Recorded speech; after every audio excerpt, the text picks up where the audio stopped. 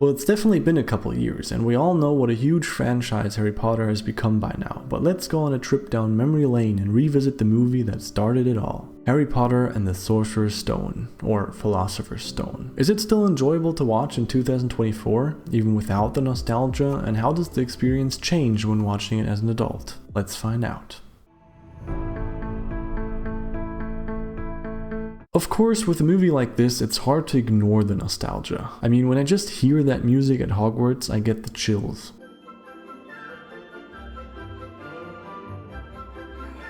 Just that story of a cute boy that's been treated horribly for his entire life, who somehow still turns out as a kind, loving kid, who one day gets that letter that he's been invited to Hogwarts, the school of witchcraft and wizardry, where he finds out that he's not a nobody, but actually someone quite special, is something that I think everybody can still enjoy. It's basically the origin story of Harry Potter, and although origin stories were all over cinema in the 2000s, they have since then come a bit out of fashion, probably for their very repetitive storyline. It always starts with somebody at a dark or unhappy place in their life. Then something happens to them or they discover something that changes everything. You're a wizard, Harry.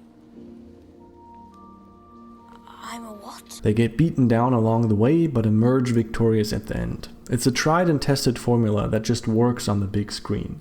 What makes this origin story so rewatchable is that the movie also puts a big emphasis on world building. And rightfully so, because it really is a fascinating world that J.K. Rowling created and the filmmakers brought to life. While Harry is our emotional anchor point, Hogwarts and everything around it is what really made this movie stand out. However, you definitely notice how the movie's main priority is Harry's origin and the world building. Setting up who Harry Potter is, Hermione, Ron, Draco Malfoy, Voldemort, what Hogwarts is, how the whole magical world works, the four houses, and they even took the time to integrate Quidditch, which was awesome.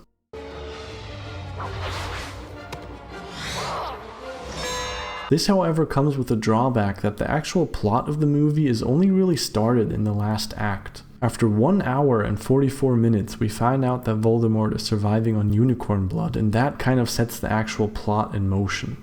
It's not really a critique because I think the world building was more important, especially for the first movie in a series. But what is a critique is how the final act actually turned out. First of all, what could have been improved is the final 3 challenges they faced. They would have integrated more nicely into the rest of the story if they would have revolved more around something the 3 of them learned over the first year of school. Harry had to fly on a broom, for example, that was great, but the other 2 with the plant strangling them and playing chess utilized nothing that Ron and Hermione learned that year. They would have been just as good at these challenges before the first year of school.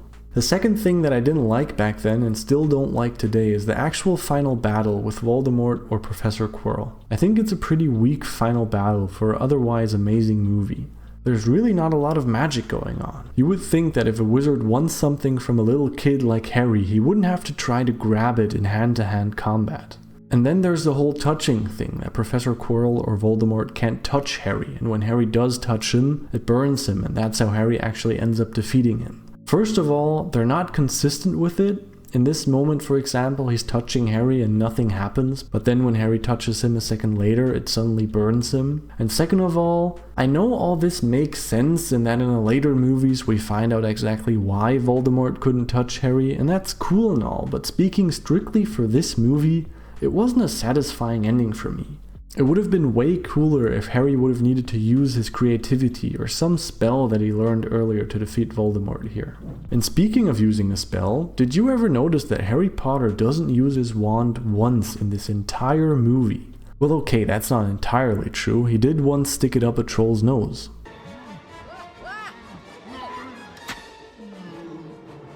But he never used it to cast a single spell. It's definitely a weird choice by the filmmakers. I wonder if they actually filmed some scenes where Harry uses magic but just ended up cutting them for other reasons and then nobody really noticed. The CGI in this movie holds up okay. They do make sure to not use too much of it, which is a wise choice for this movie from 2001, because CGI for live action movies just wasn't there yet. The troll and the 3-headed dog look good enough that it didn't bother me watching it in 2024. The Quidditch scenes only use relatively simple effects, which is why that still looks amazing. Only exception for that is a scene where Neville crashes his broom where they use a full CG double, which is pretty rough. especially from today's perspective. But it's only a short scene, so it's totally fine. Now before we'll get into how watching this movie as an adult changed my experience, let's revisit the 3 scenes I enjoyed the most when watching this movie today. My first favorite scene is the Hogwarts sorting ceremony.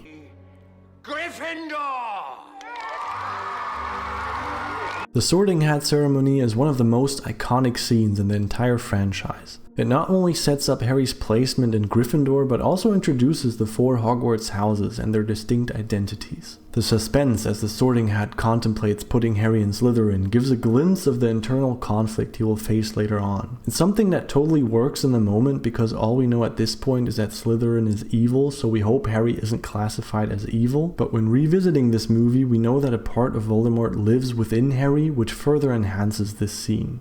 My second favorite scene is Harry's first Quidditch match.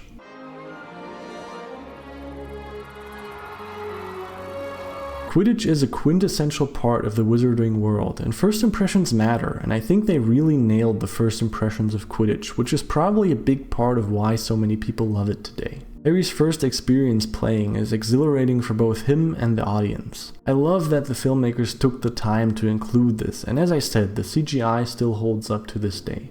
My third favorite scene is Harry getting his wand.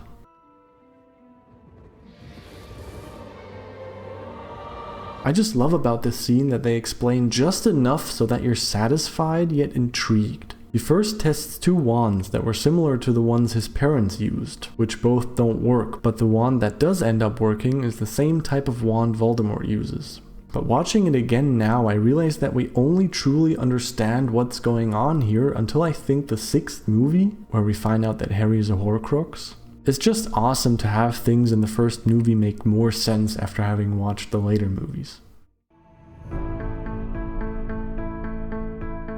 One scene that did hit very differently for me as an adult was the first Quidditch lesson. As a kid it was all fun and games, but as an adult I couldn't stop thinking about how bad this teacher was. It was so bad that I ended up making a separate video on that, and the link to that video is in the video description. Another aspect that stood out is the movie's heavy reliance on child actors. When you watch this movie as an adult, your standards do tend to be a bit higher, so the child actors do stand out a bit more. Especially when it's just them and they don't have an adult actor to bounce off of, they sometimes just seem a bit awkward. What? Honestly, don't you two read?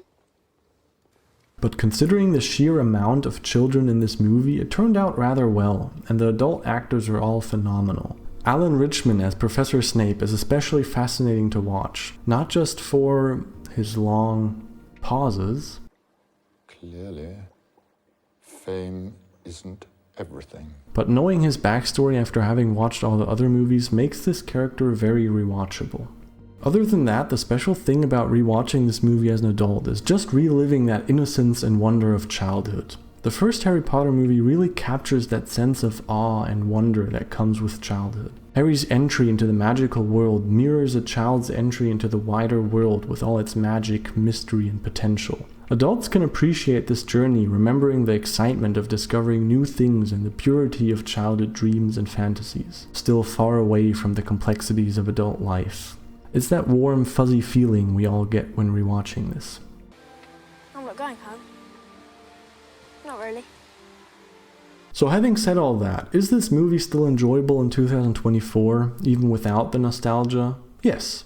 Yes it is. It's really a timeless movie. Sure, it won't blow anybody away at this point, and I don't even think it's the strongest entry in the franchise, but it's a story that just never gets old. In a world that has so many things going on, I will never get bored of it. But as always, that's just my opinion. What are your thoughts on the first Harry Potter movie? Please let me know in the comments below, and I'll see you in the next one.